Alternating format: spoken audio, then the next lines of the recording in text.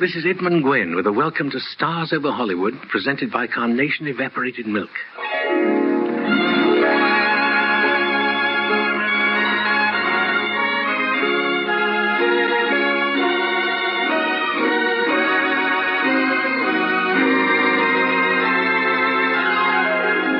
And here is your host for Carnation, Art Bellinger. Welcome to Hollywood, home and workshop of the world's most glamorous people. We're happy to say that each week Stars Over Hollywood is brought to you by Carnation, the world's favorite brand of evaporated milk. And today we present transcribed A Christmas Carol, starring Edmund Gwenn.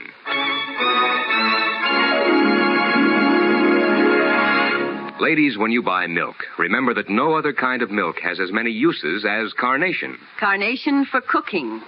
Carnation for coffee. Carnation for baby feeding. Good, good, good. For milk that's extra good, you should get the brand that's called Carnation. Rich, rich, rich. For milk that's creamy rich, you should get the brand that's called Carnation. Yes, it's Carnation, bringing you Stars Over Hollywood. And speaking of stars, here is the distinguished actor of the stage and screen, Academy Award winner Edmund Gwenn. Mr. Gwenn, it is indeed a pleasure and a privilege to present you to our radio audience. Oh, thank you, Art. And I consider it my privilege to be able to further the spirit of Christmas through the work of one of my favorite authors, Charles Dickens. You know, Mr. Gwenn, this is going to be quite a switch for you. Mm-hmm. In your portrayal of Santa Claus in the motion picture Miracle of 34th Street, you symbolized everything that Christmas means. Whereas today, you're... Today, Art, I shall be quite the opposite, I hope, as the dispirited and embittered Scrooge. And that's a performance to which we've certainly been looking forward. Your characterization of Scrooge is no less famous than that of your Santa Claus. And friends, while you're getting the family together for today's presentation of Dickens' Christmas Carol, there's this I'd like to say about the product that brings it to you. Carnation Evaporated Milk. No other milk has as many uses as Carnation. You can use it for most cream purposes. You can use it for all milk purposes. And either way, you'll find Carnation a blessing in your kitchen. For Carnation is milk that's more than double rich, concentrated by having water removed. Undiluted, Carnation has the consistency of good, rich cream and is heavy enough to whip. Mixed with an equal amount of water, Carnation is good, rich milk, richer than your state standard for bottled milk. And the cost is in your favor, too. Carnation costs less than half as much as cream, and a lot less than bottled milk. So why not follow this economical way to richer, more delicious foods? Keep well stocked with Carnation, the milk from contented cows.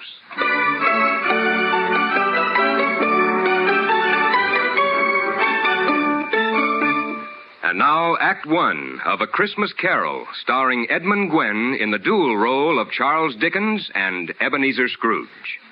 Curtain going up.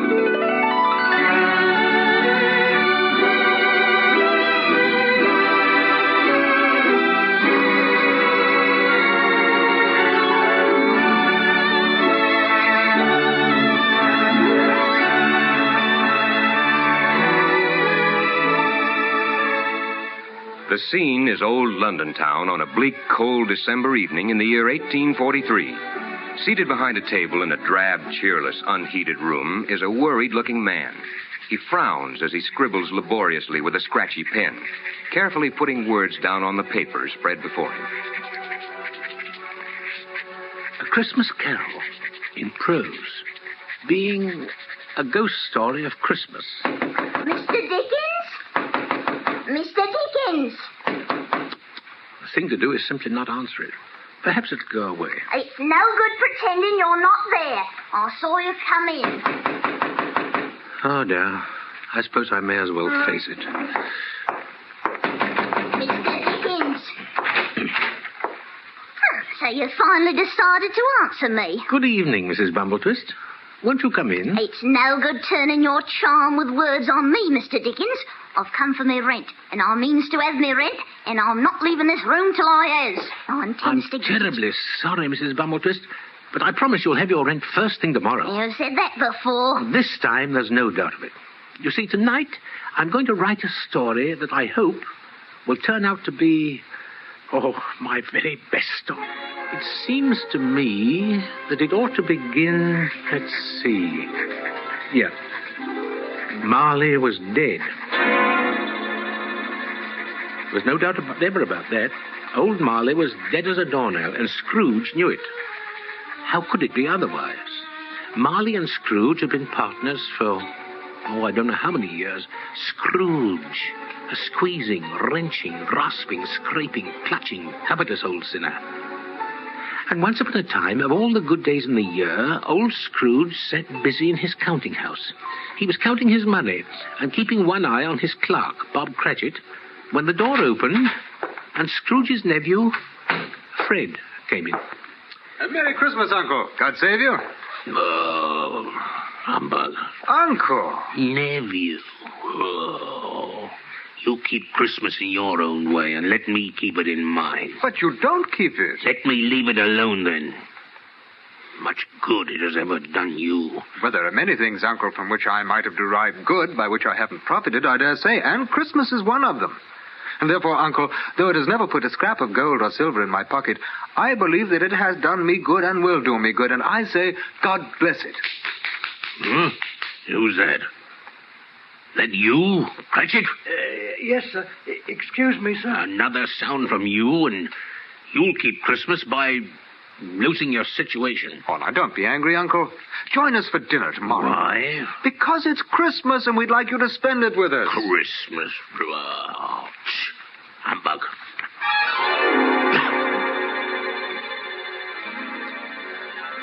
Scrooge dismissed his nephew curtly and refused the invitation. The door had no sooner closed than Scrooge turned his attention to his clerk, Cratchit. And as the closing hour arrived, he called him into his office. You'll want all day off tomorrow, I suppose. If it's quite convenient, sir. It's not convenient. It's not fair. Poor excuse for picking a man's pocket every 25th of December. Oh, well, I suppose you must have the whole day. Be here all the earlier the next morning, though.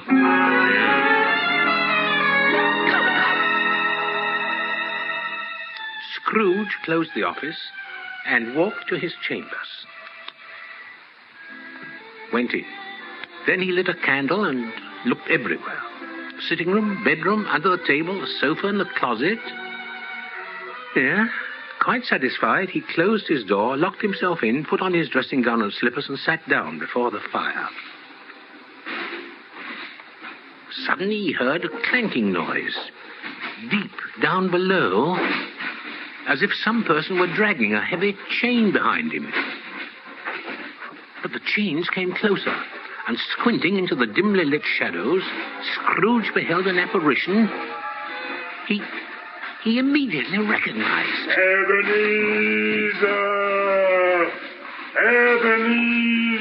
Scrooge! Marley. Jacob Marley's ghost. What do you want with me? Much. Who are you? Ask me who I was. Huh? Who were you, then? In life, I was your partner. Huh? Jacob Marley. I don't believe it. It's humbug. Humbug, I tell you. Oh, mercy. Mercy, dreadful apparition. Do you believe in me? I do. I must. But why? Why do spirits walk the earth? And why do you come to me? It is required of every man that the spirit within him should walk abroad among his fellow men and travel far and wide. Uh-huh.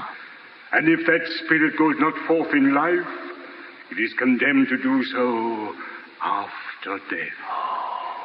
It is doomed to wander through the world and witness what it cannot share, but might have shared on earth, and turn to happiness. Oh! Jacob. Oh, good Jacob, speak comfort to me, Jacob.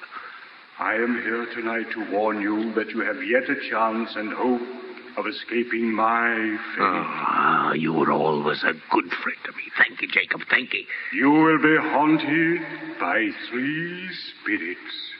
I'd rather not, if you don't mind. Without their visits, you cannot hope to shun the path I tread. Expect the first tomorrow when the bell tolls 1. 1? The second on the next night at the same hour. The third upon the next night when the last stroke of 12 has ceased to vibrate. Farewell, Ebenezer. Farewell.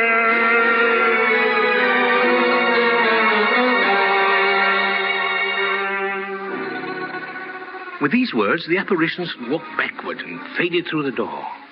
Scrooge examined it. It was still firmly locked. He tried to say, hum, but the word caught in his throat. So, without undressing, he went straight to bed and fell fast asleep.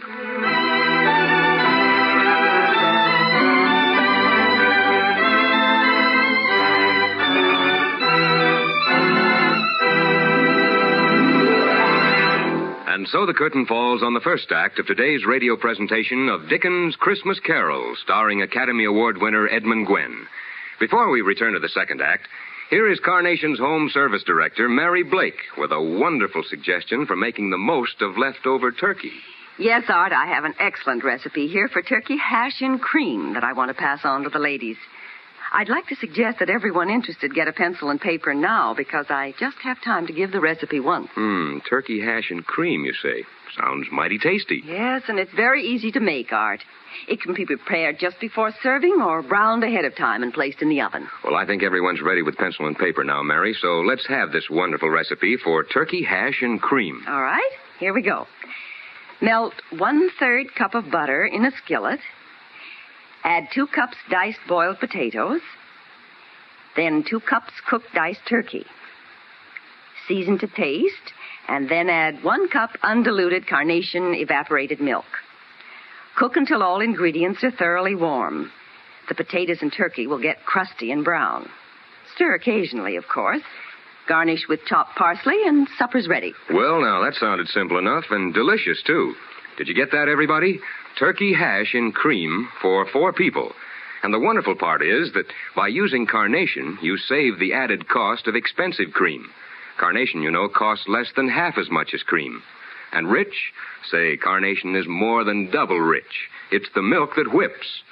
Mary, come back again with more dishes like that splendid turkey hash and cream. Will you do that? Next week, Art. Bye. Bye, Mary.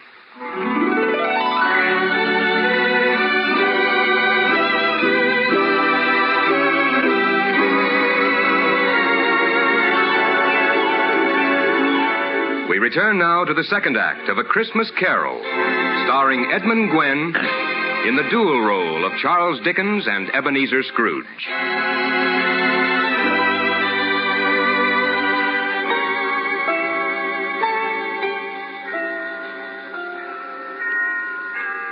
When Scrooge awoke, he was aware of a clock in a neighboring church striking the quarter. So he listened for the hour. Finally, it struck. 1 o'clock. Oh, but that's impossible, Scrooge thought.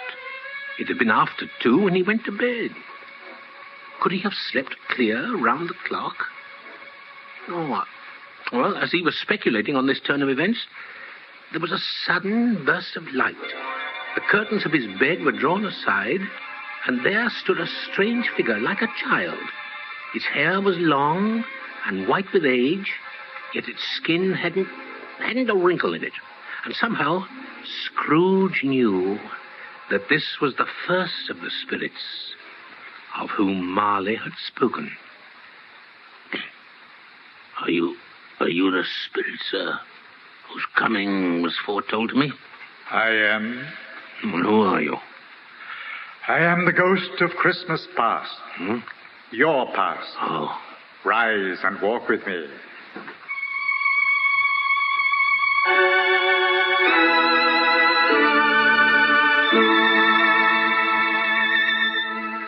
As the words were spoken, Scrooge and the spirit passed through the window and stood upon an open country road. All had vanished, and with it the darkness, for it was now a cold, clear winter day. Is this place familiar to you, Ebenezer? Well, I was reared in this place. I was born here. Strange to have forgotten it for so many years. Mm-hmm. Let us go on.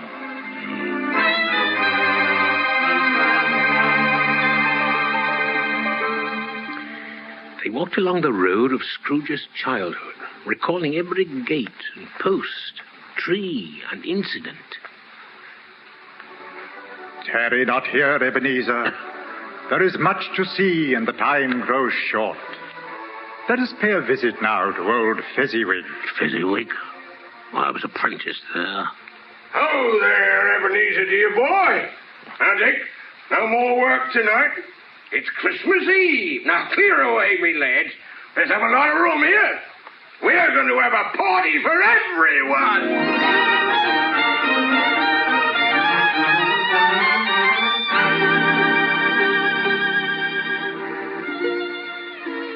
Fezziwig was a good man, a fine man. He made us all happy that day.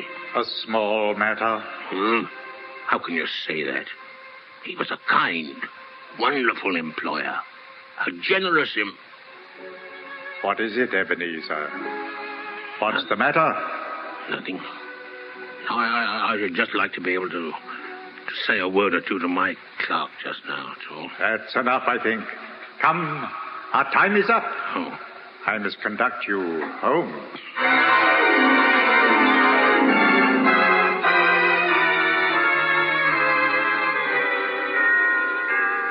The next moment, Scrooge found himself back in his bed. And to his complete surprise, the clock was again striking. There was another flash of brilliant light, and the whole room underwent a transformation. The walls and ceiling were suddenly hung with living green. Heaped up on the floor, to form a kind of throne, were turkeys, geese, game, poultry, great joints of meat, suckling pigs, long wreaths of sausages, mince pies, plum puddings, barrels of oysters, red-hot chestnuts, cherry-cheeked apples, juicy oranges, immense cakes, and, seething bowls of punch that made the chamber dim with their delicious steam. In easy state upon this throne there sat a jolly giant, roaring with laughter, like old St. Nicholas himself. Come in, Ebenezer, and know me better, man. I am the ghost of Christmas present. Look upon me. You never have seen the like of me before, have you? No, never. But if you have anything to teach me, you let me profit by it. Good. Touch me robe. There now, away we go.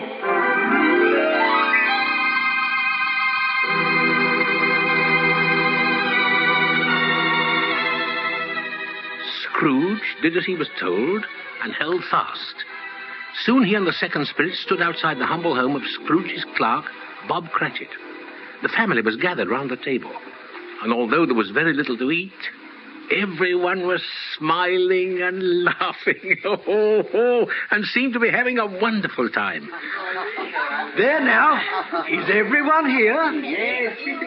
Are you comfortable, Tiny Tim? Oh, yes, Father, thank you. As comfortable as can be, I suppose. But come, this is a joyous occasion. Let us all raise our glasses and drink a toast. A Merry Christmas to us all. And God bless us, everyone.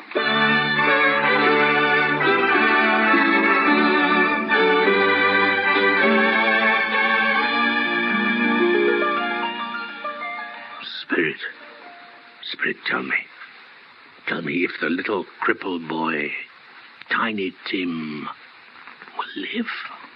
I see a vacant seat in the poor chimney corner, and a crutch without an owner carefully preserved. If these shadows remain unaltered by the future, the child shall die. No, kind spirit. Say he will be spared. If these shadows remain unaltered by the future, the child will die. Oh, what can I do? How can I alter the future? It is in your power more than you may think. The clock sounds the hour of 12. It is time for your next and final journey.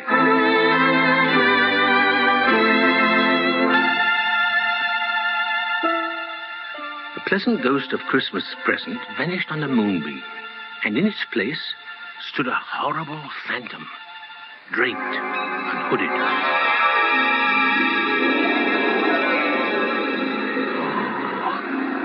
Oh, you are the spirit of Christmas yet to come.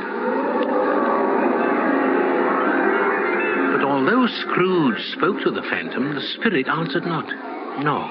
His replies were only eerie sounds in the night, and he pointed into the blackness with a bony finger.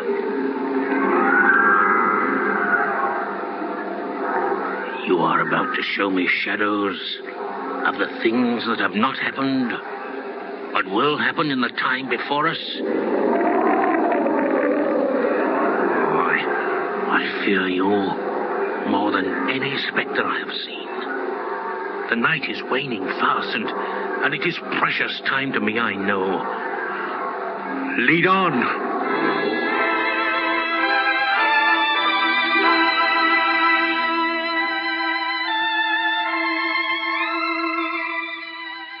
Scrooge followed the directions of the phantom's pointing finger, and a strange scene unfolded before his eyes.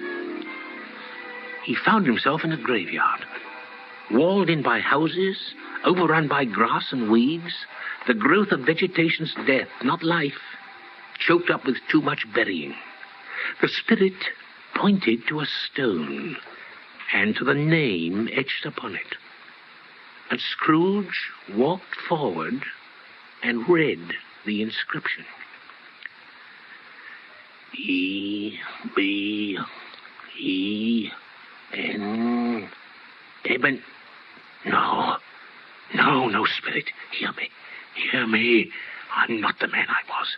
I will not be the man I would have been, but for what I have learned. One chance, spirit. One chance, I beg of you, that I may henceforth honor Christmas in my heart and try to keep it all the year. I will live in the past, the present, and the future. The spirits of all three shall strive within me. I will not shut out the lessons that they teach. Oh, one chance. Dear spirit, I beg of you, one chance.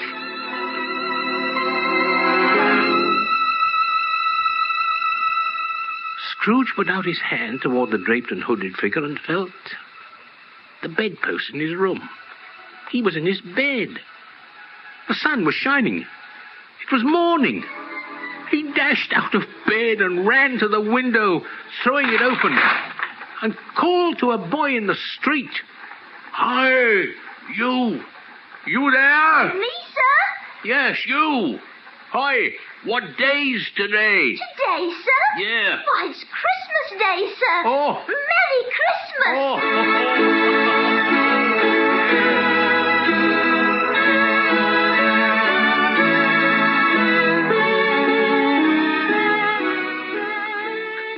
Then Scrooge realized that the spirits had all come on the same night.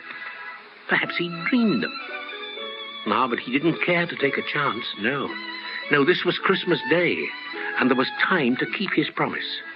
He would honor Christmas in his heart and try to keep it all the year. He dressed in all haste, started on his way. He sang with the carolers, wished everybody Merry Christmas, Happy New Year, gave coins to the poor, bought food for the hungry. He sent a turkey to Bob Cratchit's, which was larger than Tiny Tim himself. Yeah, he bought out stores of everything good to eat and presented himself at his nephew's house to celebrate a Christmas dinner. And Scrooge's good deeds did not stop at the end of Christmas Day. No, he gave Bob Cratchit a raise in salary and took the welfare of Tiny Tim into his own hands. Through his efforts, the little crippled boy did not die. No, he lived to be as well as you and I. He, Scrooge, became as good a friend, as good an employer as had ever been seen in any city or town in this good old world. Some people laughed to see the alteration in him. But he little heeded them, for he was wise enough to know that nothing ever happened on this globe for good, at which some people didn't have their fill of laughter. No, and it was always said of him that he knew how to keep Christmas well, if any man alive possessed that knowledge. May that be truly said of all of us. And so, as Tiny Tim observed, God bless us, everyone. and a Merry Christmas to you all.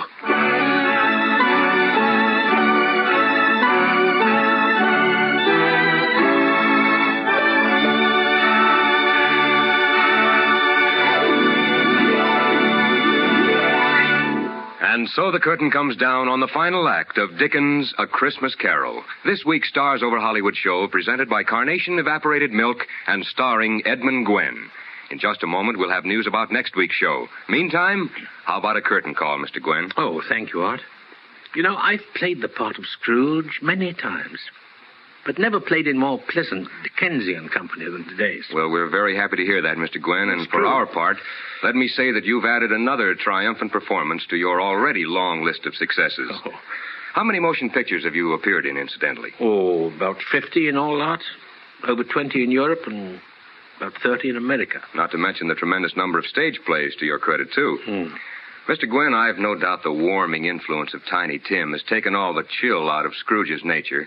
But just in case, let me offer you this cup of hot coffee, which I believe you'll enjoy all the more for the fact that it's creamed with carnation. Oh, thank you.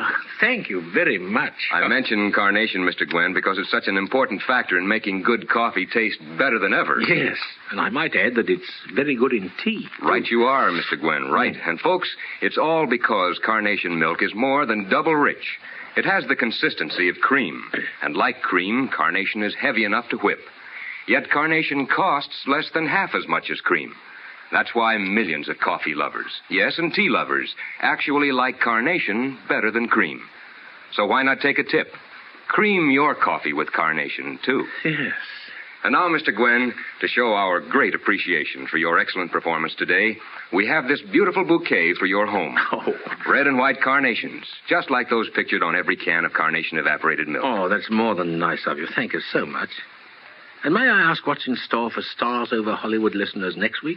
We think we have a most unusual show, Mr. Gwenn. Harry Von Zell will appear as both the star and the author of a play called The Suckers. Harry?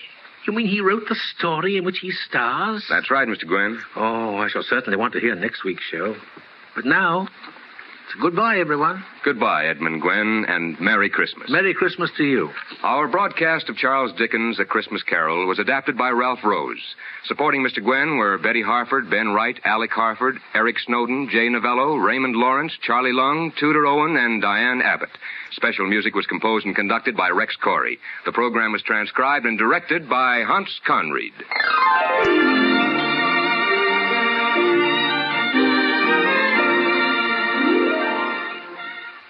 Ladies, when you shop for groceries today, be sure to have Carnation, the world's favorite brand of evaporated milk, on your shopping list.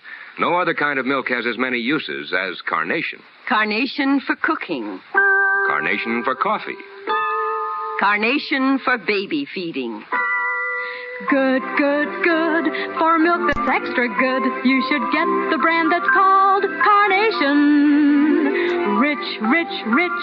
For milk that's creamy rich, you should get the brand that's called Carnation.